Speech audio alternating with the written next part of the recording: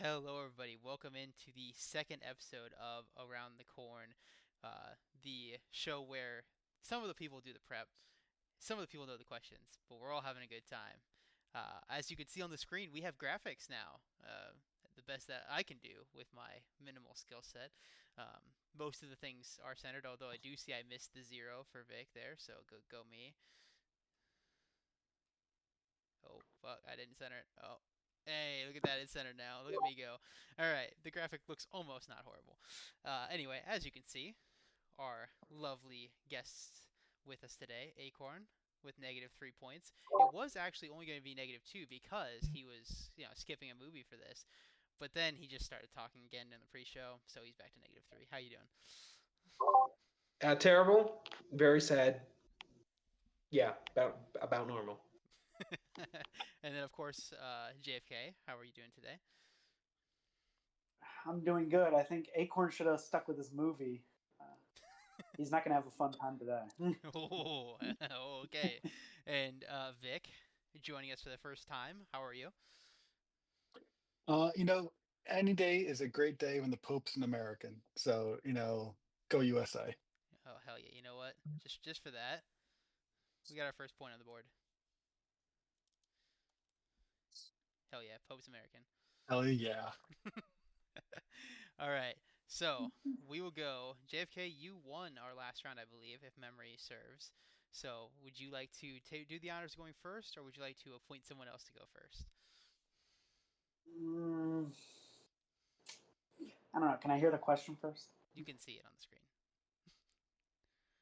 Like, the first question is on the screen? Yeah, it's been on the screen the whole time. Oh, that's the. I didn't realize that was the first question. Yeah, I'm gonna type the question at the bottom for the audience. But All right. I wanted to have the first one preloaded, so I didn't have to type everything. So yeah, I will intro the question, but you know it. Let's have Vic go first. Okay, Vic's gonna go first. All right. So Hell yeah. the first topic for today's show, going into the illustrious Cleveland Browns jersey here of all the quarterbacks going back so far and so long. Honestly, I think they are on two jerseys. I think I saw at one point because they have just too many going down. They couldn't keep it on display properly. So with them having the number one overall pick, trading up for it, will Cam Ward be the final name and finally retire that poor cursed jersey? Vic, the floor is yours. About 2 minutes each. Sounds good. So, if anyone's listened to our quarterback draft show, they will know that I am a staunch believer in Cam Ward. I love him. He is, fantastic. He's, a great improviser, great talent. And in 31 other spots, I would have faith in him to be, a franchise quarterback. But some things just cannot be broken. Some things are eternal, some things are just inevitable. And that is highly drafted quarterbacks failing for the Cleveland Browns. Anywhere else, I would be like, yes, Pro Bowl, all pro ceiling. He's got it. Let's go. It's Cleveland. There's no chance. There's no possibility. There's no future in which this works. And it is just the most painful thing that I could have ever foreseen happening. Uh, the jersey cannot be defeated. All right, a great segment from you. Cleveland being cursed will always get a good reaction. Uh, then we'll go with Acorn next. Acorn, you've got yourself a bit of a deficit here. How will you seek to get some points back here on the board? Well, I like to just look at things that, at the very least, Cam Ward will retire the jersey for the length of his rookie contract for the Browns. You go back historically in the ACFL, what do first overall QBs do? They suck in real life, but they kick ass here. They get juiced ass ratings and they carry their team, dumpster teams, to conference championships, Super Bowls, the lot of them, right? So, and I'll be honest, I don't think the Browns have that bad of an offensive roster. Pickens, McMillan, that's a good receiver duo. O-line could be better, but we've seen far worse. Chiefs. Yeah, I do think at the very least retire for a bit, but it may be like an MCU actor retiring, where they say I'm done, and then they got to come back once the wheels start falling off and money gets thrown in their face. So we'll see. Chalking that one up to a maybe. Well, you really were up and down there for a while there. Start off with some Bryce Young slander. Don't appreciate that. That lost you a lot of points. And then some poor evaluation of the Chiefs' offensive line. But I will say that MCU bit at the end was pretty fire. So you're back to nothing for that. You've saved it at the end there. We'll say. JFK, bring us home. Oof, yeah, I did not appreciate the O line shade, but so unfortunately, well, I guess the other two people weren't really that hopeful. Cam Ward doing great things for the Browns anyway, but I am also not hopeful.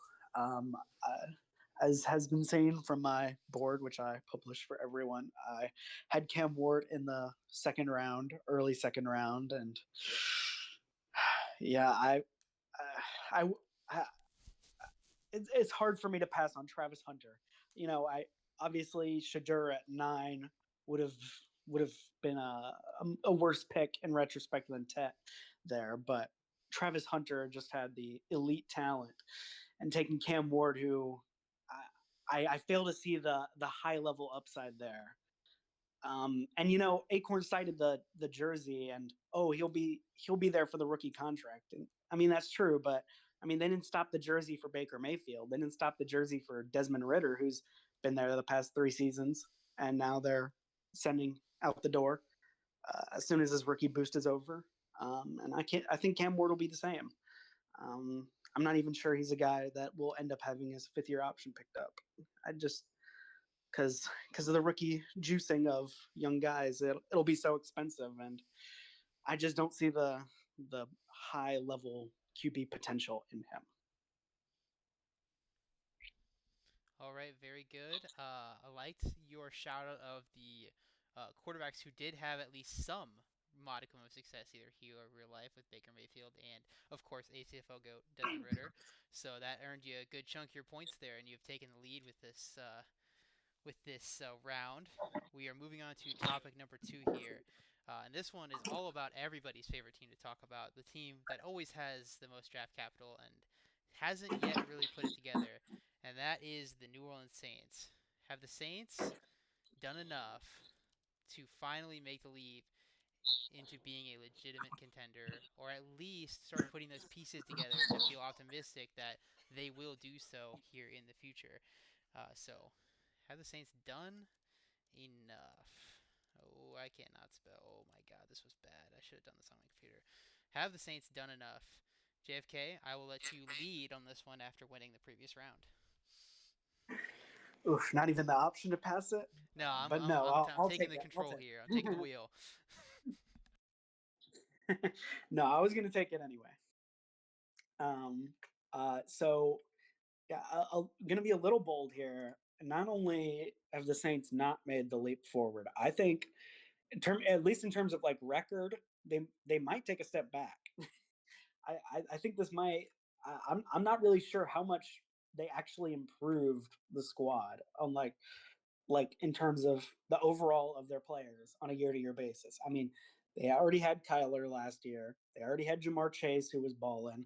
They already had Charles Cross. They had Jameer Gibbs, and some of these guys have gotten a little better. But most of these guys that are high overall on this team, and there aren't many, were already on this team.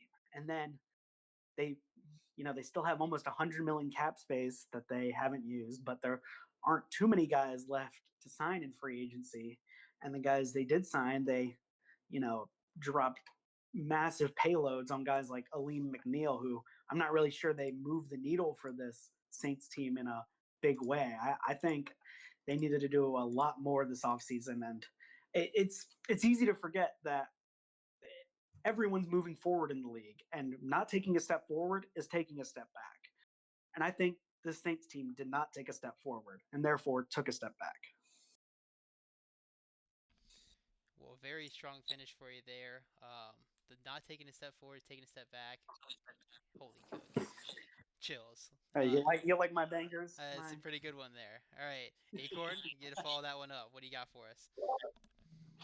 All right, I'm going to follow it up, and I'm going to say basically the of what JFK said. Not only do I think they take that leap, I think they have already taken that leap, as shown by their second half of last year. As we can all remember, they started out the year something atrocious. What was it, like 1-7, right? They end up the year 8-9, 9-8, one of those two, barely missing the playoffs. And while me personally, I do not love some of their draft selections. I did not have these guys high on my board. However, the NFL obviously did. And honestly, that's all that's kind of going to matter when it comes to the ratings that some of these players are going to get. When you get top 5 pick Mason Graham, you get a Jalon Walker, you get a Tyler Booker, all top 15. I may not love all those guys, but they are going to come in, be decent rated, and get high quick. And while they did not make a lot of splash, they did not sign a ton in free agency. I think the players they signed are needle movers. I think Tyson Campbell, down year last year, but as we've seen before, that corner one potential. I think that was a smart move. I love Aleem McNeil. I think that's a great anchoring of that defensive line. I think Mason Grimm, Aleem McNeil, and Michael Hall. I think you got yourself a D line right there. And yeah, I not only think they've taken the leap, I think they did it last year, and I think they're only going to do better in NFC South. That honestly is quite weak in my opinion. So yeah. Well, the Michael Hall thing got you a little bit. We don't, the abuser shout out's a little tough, but very, very strong segment from Acorn there. Vic, bring us home. All right, so we've had one strong no, one strong yes. So I am going to take the honorable position and hedge all of the bets, in that this team could go either way. Now, if I had to bet, what I think betting on a lot of their talent ascending makes sense. Like on the draft side, they added 4 first round picks, 4 guys in the top 17 of the in real life draft, with Shamar Stewart being the one that Acorn conveniently left off. That's okay. But they added to both sides of the trenches, which is always important.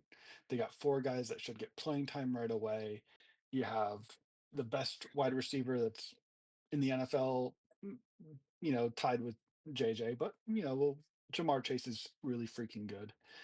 And then Kyler Murray is a competent quarterback in a division that is easily winnable.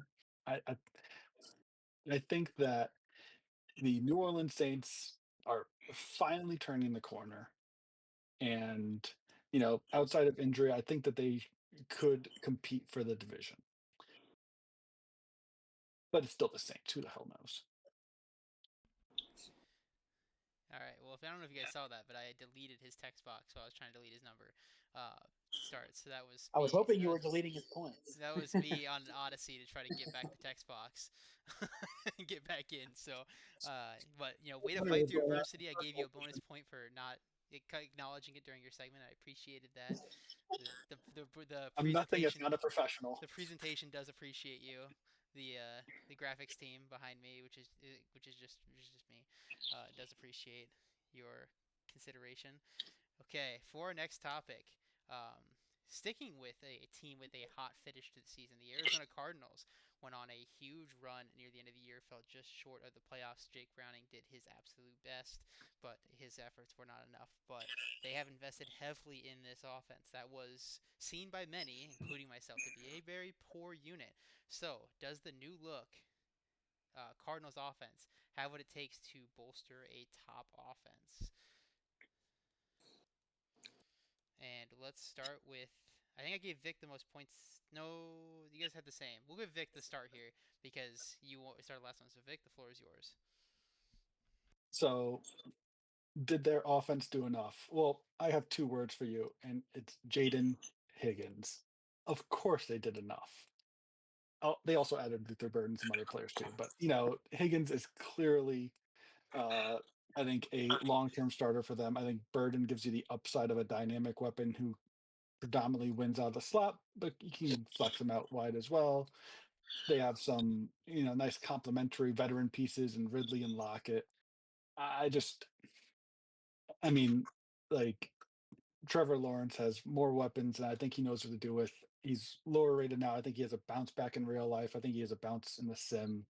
I offensive line has some players on it, but it could still be improved. But at the end of the day, it's Madden. Who gives a shit? Just get it to the weapons, baby. And between Higgins, Burden, and then Lockett, Ridley, whoever, I don't even care after that.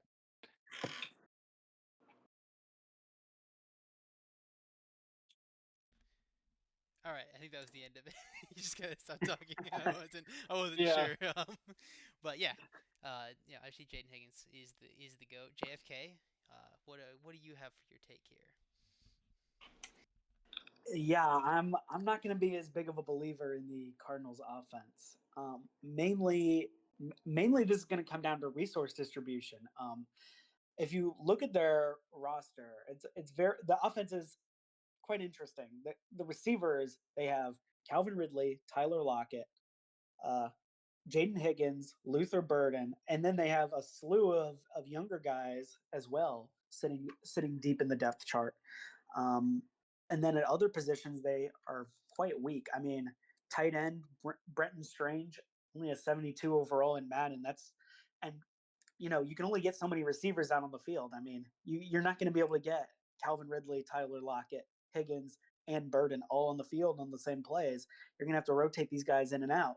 Meanwhile, you're having to put these guys who aren't as good, like the tight ends, out there. And yeah, I think there's a little wasted capital there in terms of who can actually get on the field. But to me, the dead anchor around this team is none other than Trevor Lawrence. I don't know what they were thinking paying him the contract that they paid him for. Just looking at his contract here, cap hit by year. This year, 39 mil. Next year, 46 mil. The year after that, 49 mil. 2 years after that, over 50 mil each year. This contract is going to be for Trevor Lawrence, who is not very highly rated in Madden. This could be a dead weight around this team and really hold them back from taking the next step. And yeah, because it's going to be hard to replace a quarterback who you're paying 50 mil. Do you spend a pick? Do you sign another guy and spend even more money? It's a tough question, and teams rarely have the answer for it. While I don't appreciate the Trevor Lawrence slander, I do have to give you some credit for your analysis there. So you did get some positive points despite me seething in the background. Acorn, bring us home. Okay, I'm gonna keep it real with you, Chief. I am pretty high on the Cardinals' offense, but I do have my reservations on certain area. Now, their offense is, in my opinion, one of the most improved this year, like has been already stated by my colleagues. They went from a wide receiver, Roman Wilson, a bunch of put the fries in the bag, okay? To Calvin Ridley, Tyler Lockett, Jaden Higgins, Luther Burden, a notable misfire, but what are you gonna do? And then I'm personally much higher on Trevor Lawrence. I think he's going to have a bounce back year after the dead weight that is Press Taylor has been taken off around his neck. I think he's going to show some of the haters how they were wrong. I think the running back room, Alvin Kamara, still going to, show why he's one of the best running backs in the league. Tight end, again, could be better, but Theo Johnson is a Madden GOAT. So I think they'll be fine there. And they have a stupid amount of resources on the offensive line. It makes me sad and want it. However, what I think will be the downfall of this team is the defense. I know that is not the question, but hear me out.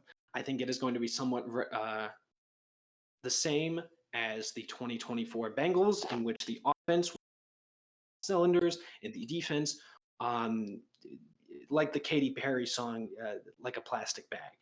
Okay, they're not doing nothing out there. They have 3 players over 80 on the defense, and those are their safeties, Buda Baker and Jalen Thompson, and Jordan Hicks, linebacker, who realistically he's not doing much. Now they do have a bunch of young guys. They have some people that could, show what they're made of, but really, I think the defense right now will be their undoing. And before I go, I would like to say JFK is entirely wrong and is disrespecting the Madden legacy of 4 verts.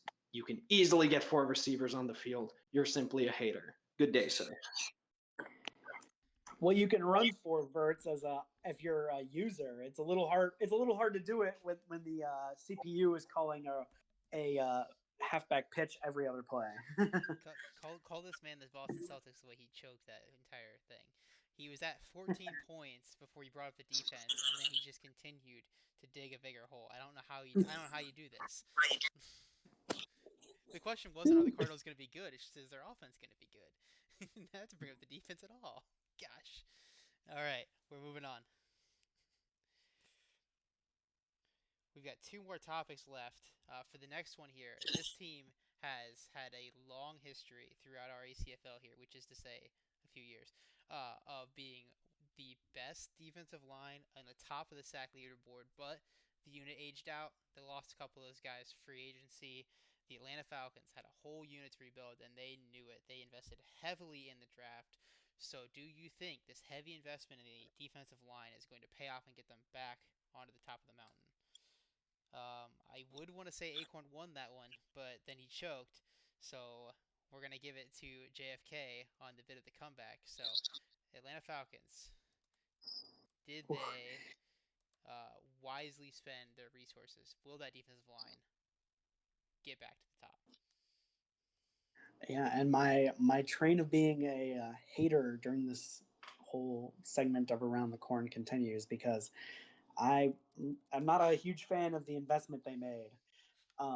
So I'll just go through the D line. So they had Greg Rousseau, who they luckily remembered to franchise tag before before he became a free agent, but he's there on a 1-year franchise tag deal, 87 overall, so pretty strong. They drafted Landon Jackson in the 2nd round, I assume, a 2nd round edge, decent guy. Cam Jordan, decent player, kind of getting on the older side. And yeah, Derek Harmon at 13 was one of the most questionable picks of the draft to me because I struggle to see the value there that early when there were so many other guys still left. I think even Walter Nolan was still on the board there. I'm not 100% sure, but yeah, they drafted super high Derek Harmon and Jamari Caldwell. This team didn't have very many draft picks in 2025, and they spent a lot of them on the D linemen here with Caldwell, Harmon, and Landon Jackson. And really, I think they barely have a starting unit here. You're assuming Jamari Caldwell is going to start, and he was a fourth, 5th round pick. I don't see this being a top unit. I could see this maybe being an okay unit with Greg Rousseau anchoring it, but not worth the investment in my opinion. There is Desmond Watson though, the 460-pound beast. Maybe he will just sit out there and eat space.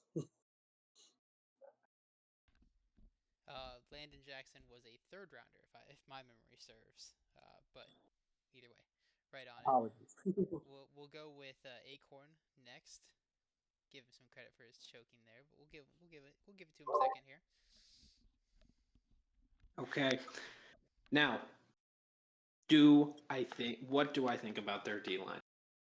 Personally, I wasn't a fan day one. I'll be honest. Okay.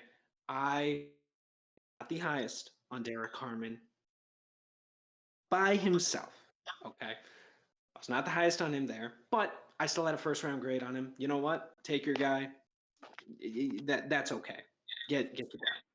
Now, Landon Jackson in the third. You know what? I think he's one of the best run stuffing edges in this draft. Whatever. Take a shot on a guy. I think he's got some upside. Don't hate that. Now, Jamari Caldwell, I think might go down as one of the most underrated, and people are going to look back at this draft like, how did we let them get both? Because combining Harmon and Caldwell together, like back in college, oh baby, I love when you pair up college teammates. It's one of my favorite things. I did it myself personally last year. Jacob Cowing, Tanner McLaughlin. Now, those guys were nowhere near on the level of these two people.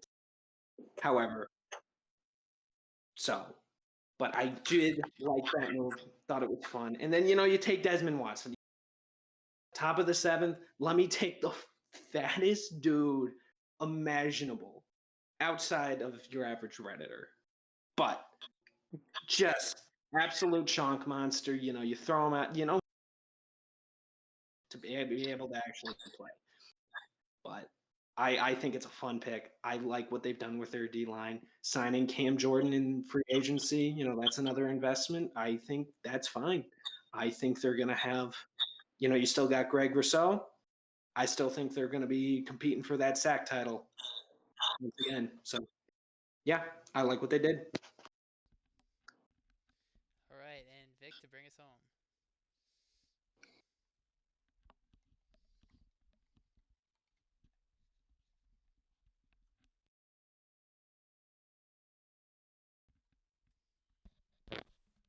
Vic, you here? Uh-oh. Okay.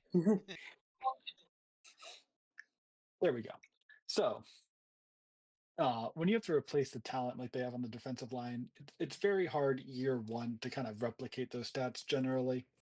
Um, but if there's like a unit that I think could do it, I think this makes a lot of sense. Now, Russo is a ridiculous athlete on the edge.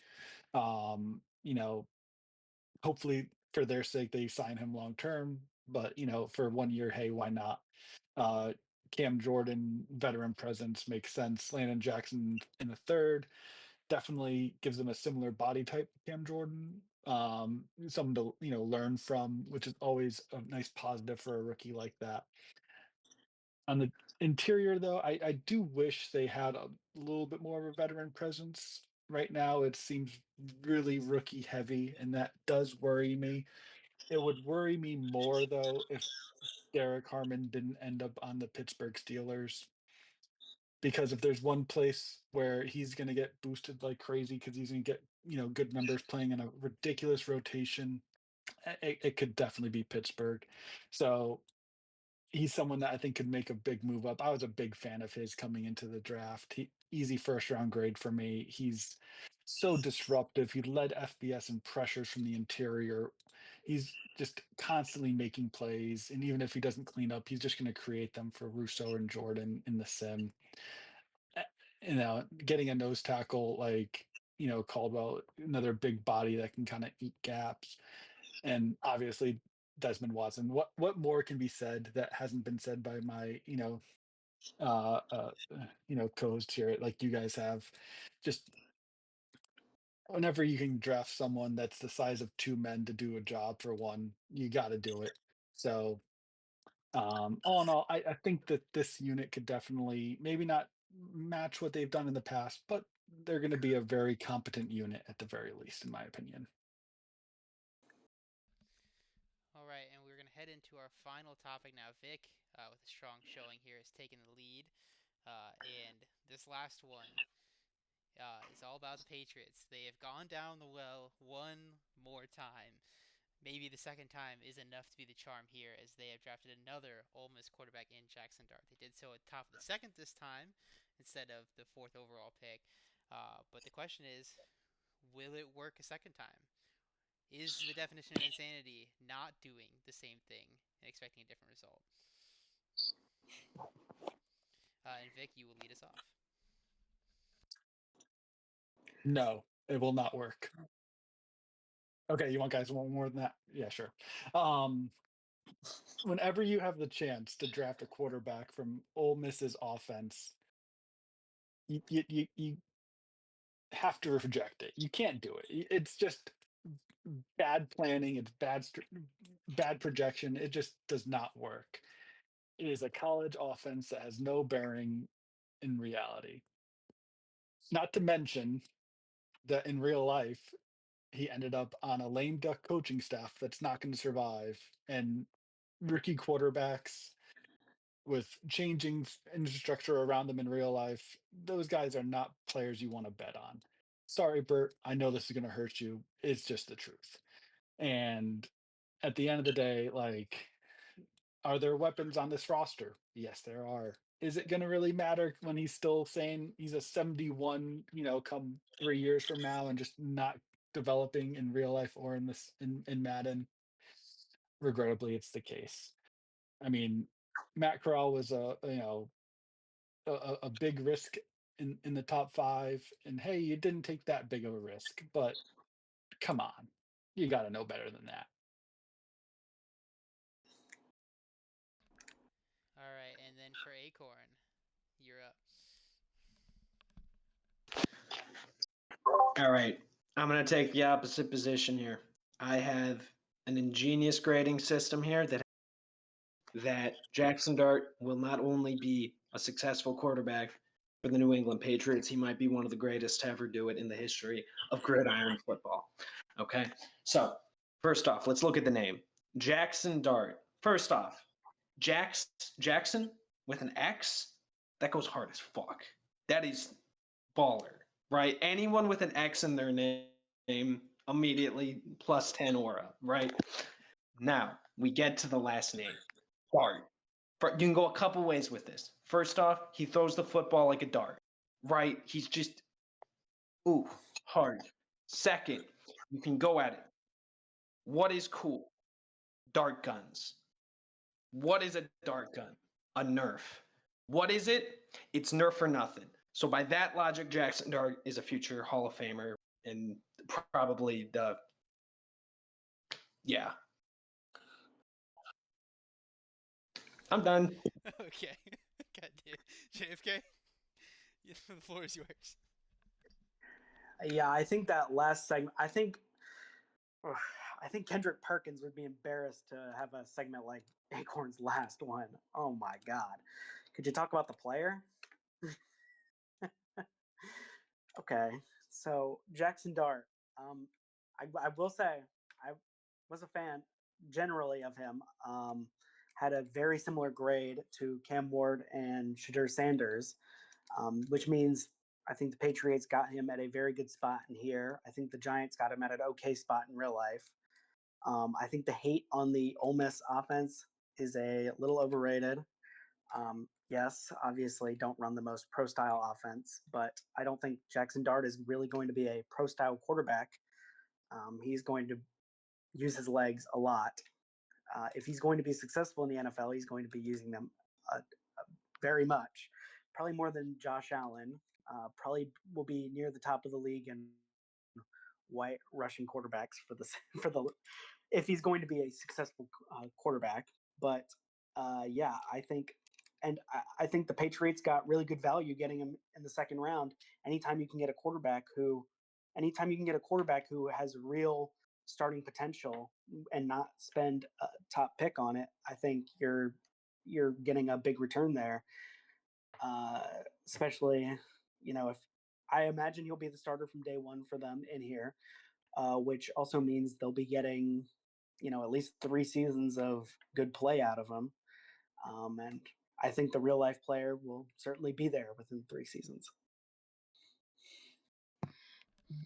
All right. Well, something I did not expect to happen. I do got to hand it to Acorn.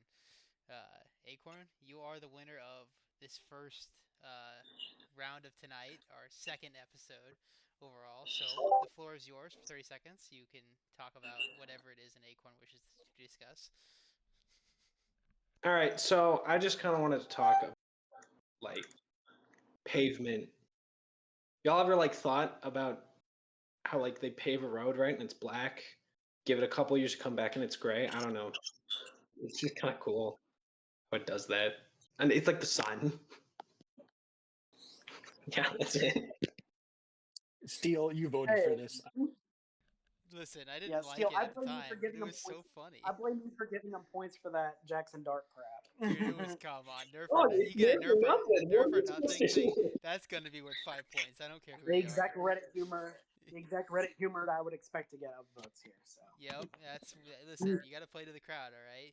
You were on it, but then you started. You would have had it if you wouldn't have defended the Ole Miss offense. Like just throw RPOs all day. Oh, okay, we'll hope you're ready for that. yeah, well, Jackson Dart's not going to be a pro style quarterback. So Yeah, if he's not going to be. if you He's were not going to hoping be a on not pro. running the Ole Miss offense, you probably shouldn't get Jackson. All you got to do is just take Trey the Harris style won't out of be a that. pro style. He's just draft a running back. yeah, dude. Yeah, dude, you can replace Lamar Jackson that way too. All right, -5.